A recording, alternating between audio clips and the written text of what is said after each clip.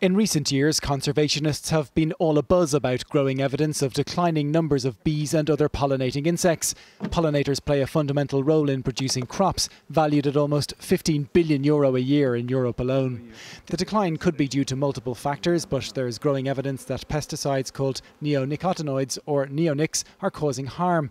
And now 2 new research papers published in the journal Nature have added support to that theory, finding the pesticide impacts negatively on some bee species and that bees are actually attracted to them. If we could limit their exposure to the pesticides, then that would be great. But the way that the results that we have anyway shows that they don't avoid exposure, so they can't make the decision not to feed on contaminated crops.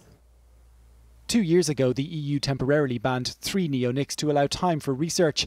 Ahead of a review of that controversial ban later this year, a European grouping of science academies recently published another study of the issue. It found increasing evidence that widespread use of these pesticides was having a severe impact on other pollinating insects, including bees. So beekeepers and conservationists say the ban should be extended. 2 years is too short a time to research anything, and I'm of the opinion, let's get the results before we come to any major conclusions. But if we ban them for another 2 years now, it'll give us a very good picture of what the real picture is. Farmers say they respect the environment, but the ban is affecting the viability of some crop production, particularly oilseed rape.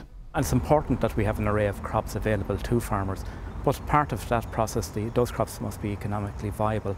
And that's an issue when plant protection products are taken off the market for us. The review of the ban will begin shortly. Whatever the decision, it surely holds a sting in the tail for someone. Will Goodbody, RTE News.